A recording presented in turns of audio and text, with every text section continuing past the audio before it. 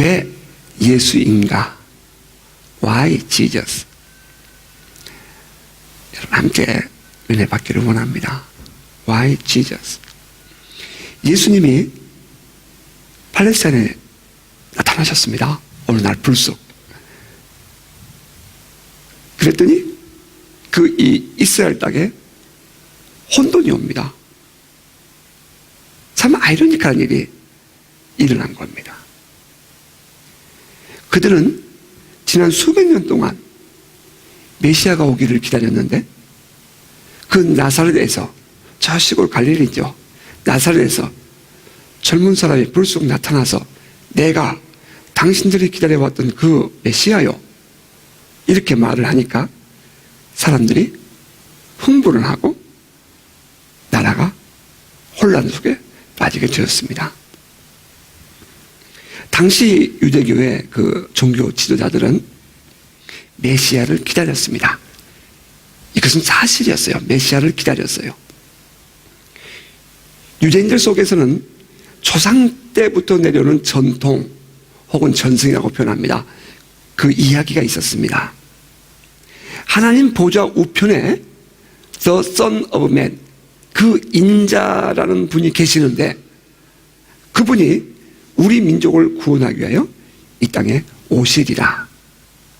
그래서 유대인들은 그 오실 분을 목마르게 기다리고 있었습니다. 이것은 성경을 통해서 조상 때부터 내려오는 이야기였는데요, 그들은 이것을 신앙하였습니다. 여러분 잘 묵상하면서 들으시기 바랍니다. 그들은 이것을 신앙하였습니다. 믿었습니다.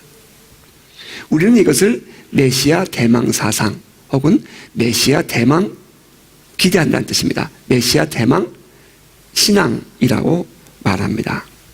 유대인들은 메시아를 기다리며 지난 세월을 700년이라는 세월을 지내왔습니다. 메시아를 기다린다는 것이 그들의 종교를 지탱해 주는 힘이었어요.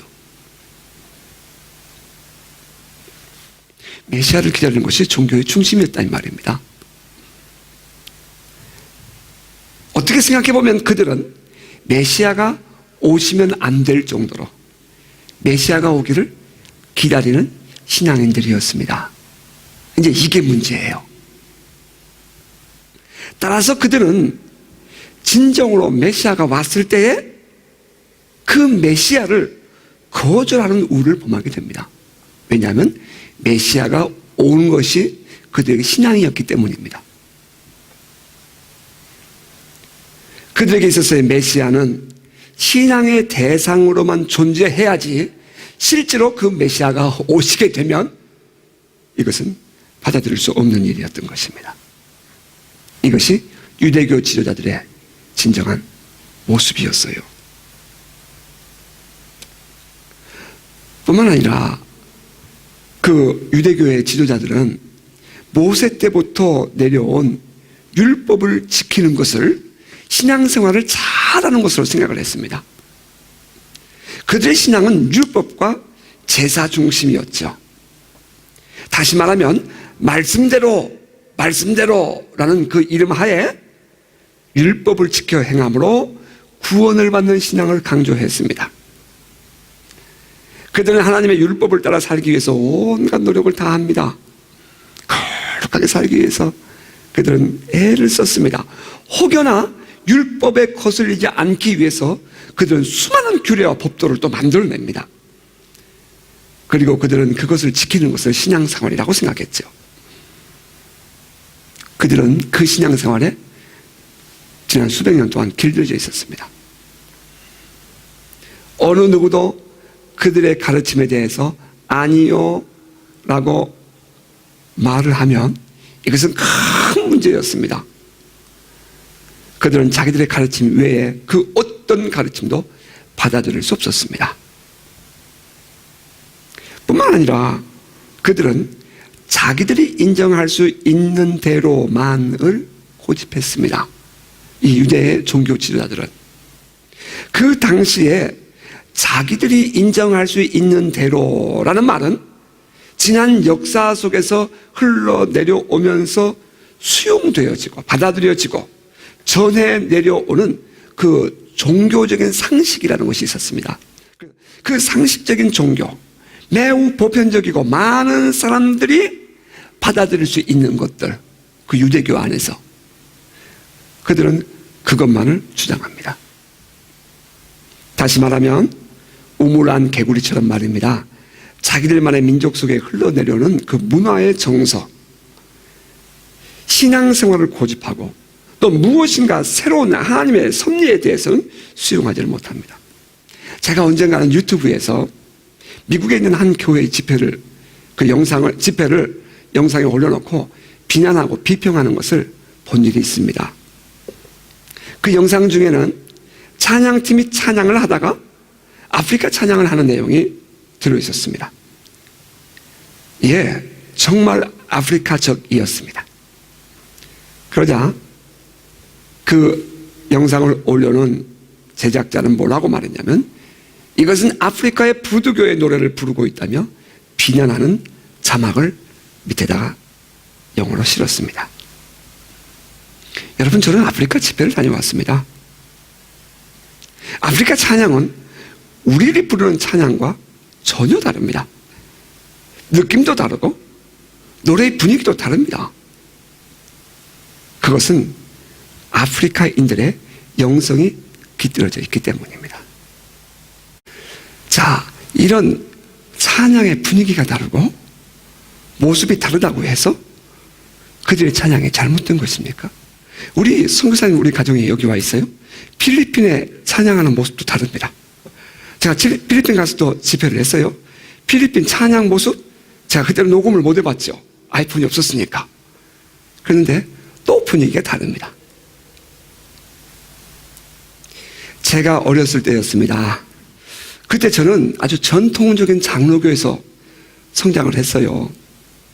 피아노는 세속적인 것이기 때문에 오르간만을 주장하던 고집하던 그런 교회에서 신앙생활을 했습니다. 그러던 어느 날 우연히 American Forces Korean Network AFKN 이라는 그런 이 미군 방송 TV를 제가 우연히 보게 되었는데요. 미국의 남침례 교단에서 예배드리는 모습을 제가 그 TV 안에서 한국에서 보았습니다. 뭐 다양한 피부색을 가진 사람들이었죠. 뭐 머리가 노란 머리만 있는 것이 아니라 빠글빠글하는 우리 흑인들도 있었고요. 아시안들도 그 안에 같이 쭉 나와서 성가대원들이에요. 하얀 가운에 파란 줄 이렇게 파랗게 이렇게 박혀 있는, 카라가 박혀 있는 그런 성가대 가운을 입고 찬양을 하는데 아주 몸을 흔들면서 찬양을 했습니다. 이건 우리 교회에서 그 영상 보면 큰일 날 일입니다. 그랬는데 저는 그 찬양하는 성가대원들이 우리가 교회에서만 불렀던 그런 찬송만 부른 것이 아니라 그 아주 흥겨운 그런 복음성가를 부르고 있었음을 제가 기억합니다. 오직 전통적인 장로교회에서만 보고 자랐던 저에게 이런 미국의 남침례교단의 예배는 매우 신선한 충격이었고요. 아주 어렸을 때 얘기입니다. 그 찬양은 매우 감동적이었습니다. 오늘날 같으면 잘못된 찬양이고 잘못된 예배 형식이라고 펄펄 뛸 사람도 있겠지요. 받아들일 수 없다고. 하지만 미국 내에서는 그 당시에도 전혀 이것이 문제되지 않았습니다. 유대교인들은 그들의 종교 행위 안에서 아주 보편적이고 일반적인 그 종교 상식이라는 것이 통용되고 있었습니다. 그래서 그들은 절대로 자기들의 이해와 전통을 벗어나면 안 되는 신학과 신앙을 가지고 있었던 것입니다. 한편 그들은 그 당대에 그 모든 기득권을 가지고 있었습니다. 유대인들은 신앙으로 뭉쳐진 신앙 공동체였잖아요. 그들에게 있어서 종교 지도자들이 갖는 지위와 권위는 어느 누구도 범할 수 없는 아주 특별한 것이었습니다. 그래서 로마가 이 이스라엘 땅을 점령하고도 정치는 자기들이 점령을 하지만 종교 분야만큼은 손을 대지 못하는 그런 일이 생기게 됩니다. 왜냐하면 유대인들에게 종교를 타치하면 더 이상 추스를 수가 없는 상황이 벌어지기 때문입니다. 그들은 자기들이 가지고 있는 지위와 권위를 도전하는 것에 대해서 신에 대한 도전으로 이해했고요. 결코 새로운 권위를 용납할 수가 없었습니다. 그런데 이러한 이 유대교의 지도자들에 대한 평가가 예수님의 지적에서 매우 극치를 이룹니다. 예수님은 그들을 마귀의 자식들이라고 표현했다는 것입니다. 사실 우리가 이런 성구를 인용해서 어느 누구를 지적한다면 참으로 이단이라고 몰릴 일입니다. 그런데 예수님은 그들을 향해서 이렇게 말씀했습니다. 요한복음 8장 44절입니다. 너희는 너희 아비 마귀에게서 났으니 너희 아비의 욕심대로 너희도 행하고자 하느니라. 그는 처음부터 살인한 자요 진리가 그 속에 없으므로 진리에 서지 못하고 거짓을 말할 때마다 제 것으로 말하느니 이는 그가 거짓말쟁이요 거짓의 아비가 되었습니다. 유대의 종교 지도자들은 스스로 아브라함의 자손이라고 말을 했습니다. 바로 앞에 39절입니다. 하지만 예수님은 그들을 아브라함의 자손을 인정하지 않았고 그들은 너희의 아비 마귀에게서 났다 라고 표현하셨습니다. 자, 그렇다면 근본적으로 유대교의 종교 지도자들이 가지고 있었던 그 감추어진 영적인 배경은 하나님이 아니라 여호와 종교 유대교라는 이름으로 마귀가 조종하고 있다는 것을 우리는 알 수 있습니다. 자, 이러한 이스라엘 땅에 그들이 막연하게 종교로만 기다렸던 그 인자, 그 메시아가 불쑥 나타났습니다. 이것이 그 땅을 혼돈 속으로 몰아넣은 계기가 되었습니다. 그들은 왜 이 예수라는 사람을 메시아로 도저히 인정할 수 없었을까요? 그 첫 번째는 메시아가 오신다는 것은 믿음의 대상으로만 존재해야지 그 메시아가 실제로 오시는 것은 수용할 수 없었기 때문입니다. 이것이 소위 오늘날 종교인들이 가질 수 있는 여러분 문제예요. 우리도 능히 이러한 오류에 빠질 수 있음을 우리는 인정해야 합니다. 성경에 기록된 사건들은 신앙의 대상으로만 존재하는 것이지 실제로 이루어지면 안 된다 하는 것입니다. 이들은 성경에 기록된 기적은 성경에만 존재해야지 실제로 현실 속에서 일어나면 안 된다고 생각하고 그러한 일이 일어나면 불안해하고 거북해야 하는 것입니다. 왜냐하면 이들은 신앙은 먼 초월의 세계에 있어야 하는 것이지 오늘 현실 속에서 일어나면 안 된다라고 배웠기 때문입니다. 그들에게 있어서의 하나님 나라는 죽어서 가는 천국이었습니다. 여러분 하나님 나라가 어디 있다고 생각하십니까? 죽어서 가는 천국만을 생각하십니까? 조지 에드워드 레드라는 아주 유명한 신약학자입니다. G.E. 레드는 말하기를 성경을 연구하는 성경 신학자예요. 하나님의 나라는 이미 임했고 그러나 아직은 완전하게 임한 것은 아니다. 그렇게 말을 합니다. 이것은 모든 신학자들이 이제는 다 인정하는 종말론입니다. Already, but not yet.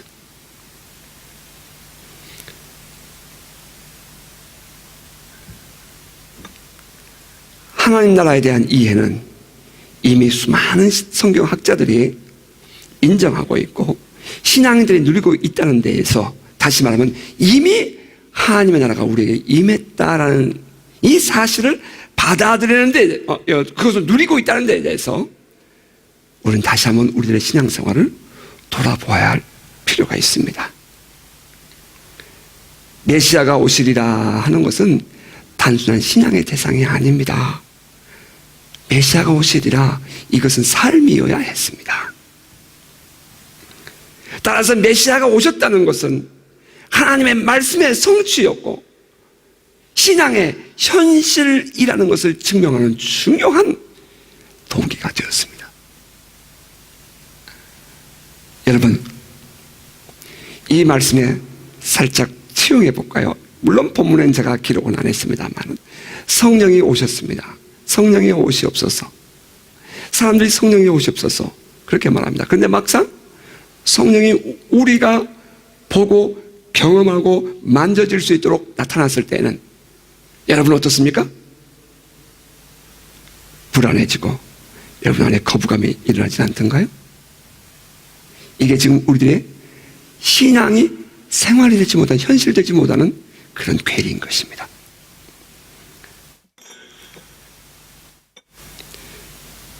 신앙으로만 존재해야 할 것이 현실되자 이 메시아를 기다려왔던 사람들은 진정한 그 메시아를 거부하는 오류를 범해요. 또 뿐만 아니라 그들이 예수님을 거부한 이유는 메시아로 말미암아 새롭게 드러나는 권위와 그 성경에 대한 새로운 해석 때문이었습니다. 엄밀하게 말하면 그들은 그동안 백성들을 속이고 자기들의 기득권을 유지해온 사람들이었잖아요. 그런데 예수라는 사람이 불쑥 나타나서 하나님 나라의 권세와 능력을 현실 속에 드러냈습니다. 그리고 하나님의 말씀에 대한 새로운 해석을 가르쳤어요. 그러니까 성적 회당에서 예수께서 가르치고 나니까 사람들이 깜짝 놀랍니다. 이 무슨 권위인고. 그러자 유대교라는 이 종교의 이름으로 자기들의 기득권을 유지하던 사람들이 예수를 거부하게 됩니다. 자, 그렇다면 그들은 메시아를 기다린다는 이름으로 자기들의 기득권을 유지하려는 또 하나의 세력이었다 하는 것을 우리는 생각해 볼 수 있습니다. 그들은 하나님을 예배하는 사람들 아니었습니다. 하나님을 예배한다는 마음으로, 이름으로 자기들의 자리를 지켜가는 사람들이었습니다. 왜 유대의 종교 지도자들은 메시아를 기다리고 있다고 하는 사람들 중에서 그 백성들을 이끌어 가던 그 지도자는 막상 메시아가 왔을 때에 그분을 거부했을까요? 그것은 진정한 빛이 왔기 때문입니다. 요한복음 3장 19절 이하 21절에 그 내용은 잘 나와 있습니다. 그들의 아비는 마귀였습니다. 그동안 마귀는 세상의 왕노릇 하고 있었죠. 그런데 진정한 세상의 왕이 오셨습니다. 메시아가 오신 것입니다. 그러자 세상의 왕노릇 하는 마귀가 강력한 세력을 형성해서 그 메시아를 십자가에 못 박습니다. 그것이 바로 유대 종교 지도자들의 거부였던 것입니다. 자, 그렇다면 우리는 여기서 왜 예수인가? 라는 질문을 하지 않을 수가 없습니다. 왜 예수입니까? Why Jesus? 왜 오직 예수여야만 합니까? Why only Jesus? 왜요? 이건 오늘 이 시대를 살아가는 우리들에게 매우 중요한 질문입니다. 그 첫 번째 이유는 우리는 모두가 죄인이기 때문입니다. 이 세상에 살고 있는 모든 사람들은 어느 누구 상관없이 다 죄인들이기 때문입니다. 하나님은 죄에 대한 값을 사망이라고 말했습니다. 성경이 말하는 사망은 하나님과 영원히 단절되는 상태를 말합니다. 여러분, 예수 믿지 않고 그 예수 믿을 수 있는 기회를 놓쳐버리면 우리는 하나님과 영원히 단절된 상태에 들어가게 됩니다. 달을 보면 달은 항상 똑같은 이 부분만 보여집니다. 우리는 그것을 과학적으로 이렇게 표현하죠. 지구는 자전 스스로 돌아가지만 달은 자전이 없다. 그래서 햇볕을 받는 부분은 뜨거운데 햇볕을 받지 않는 뒷면은 얼음과 같이 얼어있다. 이렇게 말합니다. 하나님의 은혜가 조금이라도 미치는 곳은 천국입니다. 그러나 하나님의 은혜가 조금도 닿지 않는 곳, 우리는 그곳을 지옥이라고 말합니다. 성경이 말하는 우리의 죄의 값은 지옥입니다. 하나님과 영원히 단절되는 곳입니다. 만일 우리의 죄의 값이 해결될 수만 있다면 우리는 하나님과의 관계를 회복하는 삶을 살 수 있습니다. 다시 말해서 하나님 나라에 참여하는 자가 된다는 것입니다. 하나님이 다스리시는 나라, 이미 이루어진 그 하나님의 은혜의 나라를 우리는 누리며 살 수 있습니다. 그런데 이 땅에는 그 어느 누구도 그 은혜를 스스로 받을 수 있을 만큼 의인이 없다는 것입니다. 그래서 하나님은 우리의 죄값을 대신 지불하게 하시려고 예수님을 이 땅에 보내셨습니다. 하나님이 직접 그 The Son of Man, 하나님 보좌 우편에 앉으셨던 바로 그 인자가 인간의 몸을 입고 이 땅에 오신 것입니다. 그 이유는 우리가 거룩해서? 우리가 의롭게 살아서? 아니요. 우리가 아직 죄인이었을 때에 하나님이 우리를 사랑하셨기 때문에 인자가 오신 것입니다. 우리가 아직 죄인이었을 때입니다. 여러분 잘 보시기 바랍니다. 많은 사람들은 교회 안에서 거룩하지 못함으로 말미암아 아파합니다. 어느 누구의 실수를 보면서 아파합니다. 지적하고 비난하고 싶어합니다. 아니요. 하나님은 우리가 아직 죄인이었을 때에 우리를 사랑하셨고 자기의 독생자 예수를 내주셔서 십자가에 죽으셨습니다. 그리고 우리로 하여금 그 예수를 믿기만 하면 죄값을 용서받게 된다고 하나님은 선언하셨습니다. 이것은 구약 성경에 기록된 제사법에서 이미 하나님이 알려주신 것이었죠. 죄를 지은 사람은 어린 양을 이끌고 제사장 앞에 나아갔습니다. 그러면 그 제사장의 인도하에 죄인이 어린 양 머리에 손을 얹고 자기의 죄를 고백했습니다.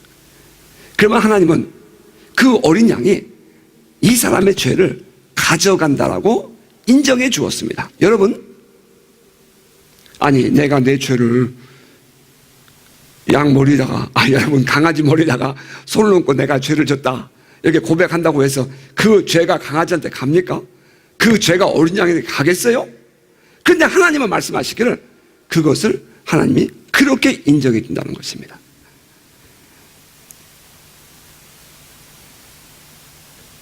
그리고 그 어린 양을 잡아 죽였습니다. 그러면 하나님은 또 너의 죄도, 그 죄인의 죄도 죽었다라고 인정해 준다고 성경은 말씀합니다. 따라서 제사장은 이제 그 어린 양의 제사를 드렸던 그 사람에게 죄 없음을 선언해 주었고요.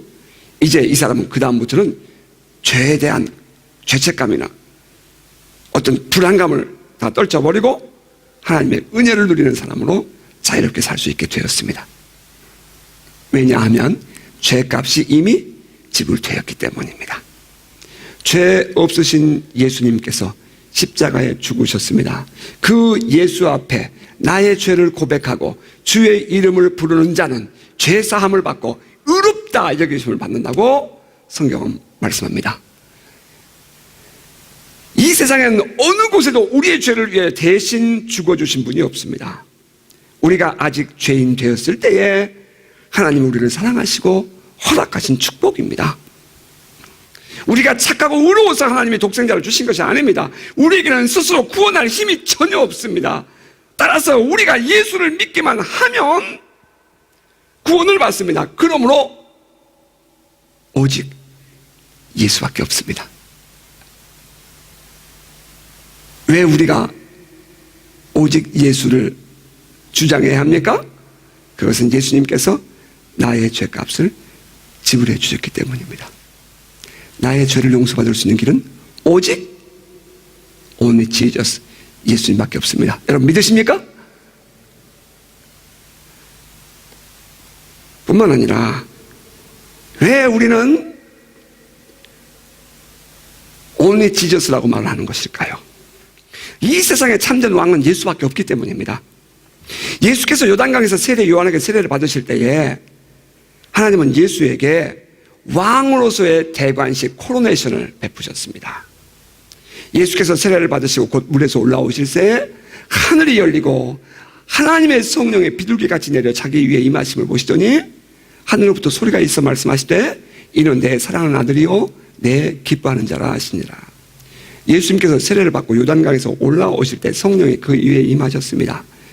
이는 성령의 기름 부으심을 의미합니다. 성령의 기름 부으심은 왕으로서의 능력을 의미합니다. 능력 없는 왕은 존재할 수가 없지 않습니까?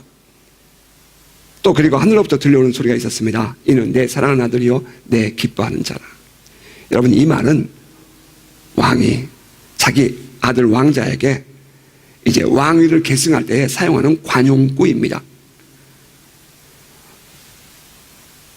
그 할아버지 왕이 아버지 왕에게 왕위를 계승할 때 이 말을 했고요. 아버지 왕이 왕자에게 왕위를 계승할 때 이 말을 씁니다. 또 그 아들 왕이 그 손자 그 왕자에게 왕위를 계승할 때도 이 말을 씁니다. 이것은 관용구예요. 하나님께서 그 관용구를 사용하셨습니다. 이는 내 사랑하는 아들이요 내 기뻐하는 자라. 그것은 다시 말하면 하나님께서 예수님을 이 세상을 다스릴 왕으로, 메시아로 대관식을 했다는 것을 의미합니다. 이 세상은 이제 이때부터 왕 되신 그리스도께서 다스리는 세상이 됩니다.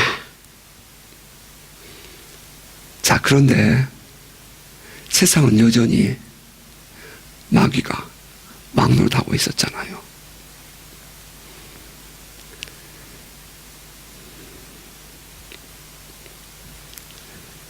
세상은 여전히 마귀가 왕노릇하고 있었어요. 그런데 예수님이 세상을 다스릴 왕으로 하나님으로부터 권위와 권세를 부여받게 되었습니다. 따라서 이제 이후부터는 예수님께서 가는 곳곳마다 이 마귀가 다스리고 있는 이 세상을 향해서 정죄하고 비난하고 이들을 회복시켰습니다. 마귀가 여전히 왕노릇하지만 예수의 권위 앞에서는 무력하게 쫓겨났습니다. 세상의 능력과 권세들이 모두 예수의 능력과 권세 앞에 무릎을 꿇었습니다. 이것이 예수께서 이 땅에서 보이신 공생애였습니다. 예수 그리스도를 통해서 하나님의 다스리심은 이제 현실로, 하나님이 다스리신다는 이 나라가 현실로 드러났습니다. 더 이상 하나님의 나라는 초현실적인, 초자연적인, 초현실적인 신앙의 대상이 아니라 이제부터는 현실 속에, 오늘 우리의 삶 속에 존재하는 하나님의 나라가 되었습니다. 가난한 자에게 복음이 전파되고요, 포로된 자에게 자유가, 눈먼 자에게 다시 보게 됨이, 또 눌린 자가 자유를 얻게 되었습니다. 이것은 단순히 신앙이 아니라 현실이었습니다. 왕 되신 예수 그리스도의 오심은 이 세상을 구원하시는 예언의 성취였습니다. 초자연 속에 존재하신 하나님이 자연 속에 들어오신 일입니다. 우리는 이것을 성육신이라고 말합니다. 어떻게 그 예수를 믿지 않을 수 있다는 말입니까? 왜 예수여야 합니까? 예수가 이 세상의 진정한 King of Kings, 왕 중의 왕이기 때문입니다.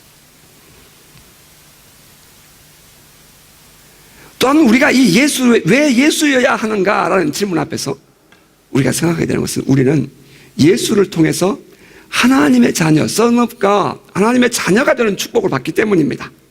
세상 어느 곳에도 인간이 신의 자녀가 되는 길이 없습니다. 그런데 성경은 우리에게 말하기를 영접하는 자, 곧 그 이름을 믿는 자들에게는 하나님의 자녀가 되는 권세를 주셨으니 라고 말했습니다. 우리가 예수를 믿음으로 말미암아 우리는 하나님의 자녀가 됩니다. 이 얼마나 큰 축복입니까? 우리가 하나님의 자녀가 된다는 것은 하나님 안에 있는 것을 누릴 수 있는 자격을 갖게 되었다는 것을 말합니다. 하나님 안에 있는 모든 풍요로움을 누릴 수 있는 자격이 우리 안에 부여되게 되었습니다. 이제 우리가 하나님의 자녀가 됨으로 말미암아 우리는 그 하나님 안에 있는 그 하나님의 속성, 하나님의 은혜로 말미암아 주어진 그 속성을 우리가 누릴 수 있는, 참여할 수 있는 특권을 갖게 된 것입니다. 하나님 안에 있는 권세를 누릴 수 있는 자녀가 된다는 이 엄청난 축복이 어떻게 얻어진다고요? 성경은 우리에게 분명하게 말했어요. 영접하는 자, 곧 그 이름을 믿는 자들에게는 하나님의 자녀가 되는 권세를 주신다라고요. 어떻게 예수를 안 믿을 수 있어요, 여러분? 이는 이 예수를 믿을 때에 하나님 안에 있는 모든 풍요로움에 참여할 수 있는 하나님의 자녀가 된다는 것입니다. 여러분, 이거 축복 아닙니까? 그뿐 아니라 예수를 믿음으로 말미암아 우리는 영생을 얻었다 이렇게 표현하는데요, 그 영생이라는 단어를 해석하는 신학자들은 하나님의 속성에 참여함이라고 해석을 했습니다. 다시 말하면 영원성이라는 것은 하나님께만 있는 것이지 우리 인간들에게는 없습니다. 그런데 우리 인간들이 예수를 믿음으로 말미암아 영원한 생명을 얻게 된다는 것입니다. 그것은 다시 말하면 우리가 하나님의 속성에 참여한 자가 되었다 하는 것을 의미합니다. 어떻게 피조물된 우리가 창조주 하나님의 속성에 참여한다는 말입니까? 어떻게 인간이 하나님의 그 영원성에 참여할 수 있으며 그 하나님의 무한하신 사랑을 누릴 수 있는 자가 된다는 말입니까? 예수를 믿음으로 말미암아 우리는 이 감추어진 놀라운 축복과 은혜를 누리게 되는데 어떻게 예수를 안 믿을 수 있어요, 여러분? 왜 예수여야 합니까? 우리는 예수를 믿음으로 말미암아 전지전능하신 하나님의 자녀가 되기 때문입니다. 뿐만 아니라 이 세상에서 우리는 예수 그리스도의 대사로 살 수 있기 때문입니다. 예수께서 말씀하셨습니다. 하늘과 땅의 모든 권세를 내게 주셨으니 그러므로 너희는 가서 모든 민족을 제자로 삼아 아버지와 아들과 성령의 이름으로 세례를 베풀고 내가 너에게 분부한 모든 것을 가르쳐 지키게 하라. 볼지어다 내가 세상 끝날까지 너희와 항상 함께 있으리라. 마태복음 마지막 장 28장 18절부터 20절의 말씀입니다. 보내심을 받은 자는 보내는 자와의 권위와 권세를 같이 누립니다. 이것이 좀 우리 유식하게 표현하면 미시나의 해석이에요. 유대인들의 해석. 그런데 쉽게 표현하면 한국에 대통령이 있고 뉴질랜드에 대사가 있습니다. 앰베서더가 있어요. 보냄을 받은 자예요. 그러면 뉴질랜드 대사는 한국의 대통령이 갖고 있는 치외 법권적인 그런 모든 것을 누리게 됩니다. 그가 여기서 우리 존키 수상과 무슨 조약을 맺으면 대통령하고 맺은 것과 똑같은 권위를 인정해 줍니다. 예수 그리스도께서 보내셨습니다. 그러면 보냄을 받은 자는 예수 그리스도의 권세와 권위를 누리는 것입니다. 하늘과 땅의 모든 권세를 가지신 예수는 오늘도 이 땅을 다스릴 하나님의 종들을 보내십니다. 여러분, 이때에 예수님은 천사를 보내지 않습니다. 여러분 잘 기억하시기 바랍니다. 이 세상을 다스리기 위해서 예수님은 천사를 보내지 않습니다. 누구를 보내십니까? 예수 믿는 사람들을 보냅니다. 또 다른 성경은 이렇게 말하죠. 또 이르시되 너희는 온 천하에 다니며 만민에게 복음을 전파하라. 믿고 세례를 받는 사람은 구원을 얻을 것이요 믿지 않는 사람은 정죄를 받으리라.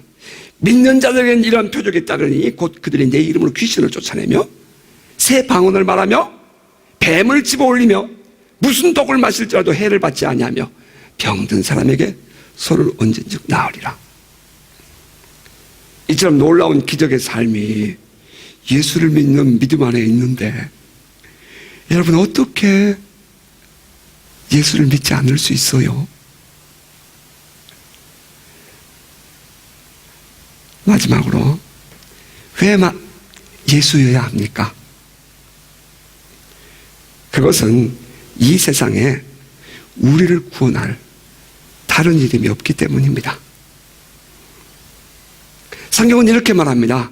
너희와 모든 이스라엘 백성들은 알라. 너희가 십자가에 못 박고 하나님이 죽은 자 가운데서 살리신 나사렛 예수 그리스도의 이름으로 이 사람이 건강하게 되어서 너희 앞에 섰느니라. 이 예수는 너희 건축자들이 버린 돌로서 집 모퉁이의 머릿돌이 되었느니라. 다른 이로서는 구원 받을 수 없나니 천하 사람 중에 구원을 받을 만한 다른 이름을 우리에게 주신 일이 없음이라. 오늘의 본문입니다. 베드로와 요한이 성전 미문에 앉아서 구걸하던 안진뱅이를 일으켜 세워버렸잖아요. 은과 금은 내게 없거니와 내게 있는 것은 내게 주니 곧 나사렛 예수의 이름으로 그리스도의 이름으로 일어나 걸으라. 그랬더니 그가 벌떡 일어나서 걸어버렸잖아요. 걷는 정도가 아니라 성전에 뛰어들어가서 하나님을 찬양했잖아요. 그러자 소위 유대교의 종교 지도자들이라는 대제사장들과 관리들, 장로들, 서기관들이 그 베드로와 요한을 붙잡아다가 신문을 합니다. 너희가 무슨 권세와 누구의 이름으로 이 일을 행했느냐? 여러분, 우리는 이 많은 치유의 기적을 경험을 합니다. 괜찮으세요? 집사님 괜찮다고 난 물었어요. 김미숙 집사님 괜찮아요? 너무 허리가 아파서 저한테 문자를 보내왔어요. 목사님 너무 허리가 아파요. 그래서 다리를 끌다시피 새벽에 오는 거래요. 그런데 그 다음날 또 오셨는데 기도해 주려고 보니까 저는 또 이렇게 타치를 해야 될 거 아니에요. 둘이만 있는데 목사가 젊은 집사 혼자 기도하고 있는 거 가서 함부로 손 못 얹겠잖아요. 이거 지혜예요. 하나님께서 기도했어요. 그래서 그 다음날 사모님이 또 오셨어요. 그래서 사모님이 있으니까 제가 다음날 손을 얹고 기도해 주었어요. 그리고 낮에 문자가 왔어요. 목사님, 찌를 듯이 끊어졌던 허리가 하나도 안 아파요. 이 성령의 은혜를 제가 어떻게 말하지 않을 수 있어요? 여러분, 너희가 무슨 권세와 누구의 이름으로 이 일을 행했느냐고요? 여러분 생각해 보세요. 지금 이 종교 지도자의 신분이 너무 공색하지 않아요? 여러분 그렇게 생각하지 않습니까? 안진뱅이를 고쳐주었어요. 선한 일을 했다고요. 그런데 고작 한다는 말이 무슨 권세와 누구의 이름으로 이 일을 행했느냐라고요? 베드로가 대답합니다. 백성의 관리들과 장로들아, 너희가 소위 말해서 백성들의 장로들이요 백성들의 관리들이냐 이 말이에요. 만일 병자에게 행한 착한 일에 대해서 이 사람이 어떻게 구원을 받았느냐고 오늘 내게 질문한다면 너희와 모든 이스라엘 백성들은 알아라. 너희가 십자가에 못 박고 하나님의 죽은 자 가운데 살리신 나사렛 예수 그리스도의 이름으로 이 사람이 건강하게 되어서 너희 앞에 섰느니라. 세상 그 누구도 돌보아 주지 않던 사람을 살렸습니다. 어느 누구도 구원할 수 없던 사람을 건져 주었어요. 그런데 고작 한다는 말이 그들이 종교 지도자들인데 누구의 권세와 이름으로 했냐고요? 예수 그리스도의 이름이 그 해답입니다. 왜 예수여야 합니까? 여러분 오늘 우리에게는 왜 예수여야 합니까? 그렇습니다. 오늘 이 시대에 버림받은 영혼을 구원하고 치명적인 병에 걸린 사람들을 살려주고 또 더러운 귀신들의 영향 아래에 있는 그 고생하는 사람들을 자유하게 하기 위해서 우리는 예수가 필요합니다. 아멘입니까? 천하인간의 이러한 능력과 권세를 우리에게 누리게 할 분이 없습니다. 건강한 사람들에게는 예수가 필요하겠습니까? 어디? 그죠? 넉넉하고 자기의 삶에 부족함이 없는 저들에게 무슨 예수가 필요해요? 적당하게 부족해서 자기들 말 고분고분 잘 들어주고 자기들의 그 가르침에 순종하고 따르는 사람들이 돼야 되는데 그들에게 자유를 주고 건강을 주고 진정한 기쁨을 주는 예수가 되셨으니 어떻게 그들이 예수를 받아들일 수 있다는 말입니까? 여러분, 예수는 단순한 신앙의 대상이 아닙니다. 아멘입니까? 막연한 신앙의 대상이 아니에요. 오늘 우리의 삶의 현실입니다. 예수의 이름 안에 감추어진 그 하늘의 복을 마음껏 누리는 복된 성도가 되시기를 바랍니다. 왜 우리에게는 예수여야 해요? 여러분에게 있어서는 왜 예수여야 합니까? 여러분 또 묵상해보고 여러분 자신 안에서 진정한 여러분의 고백으로 그래서 나는 예수밖에 없어요, 예수가 나의 답이에요, 고백하는 복된 성도 되시기를 주의 이름으로 축복합니다. 아멘.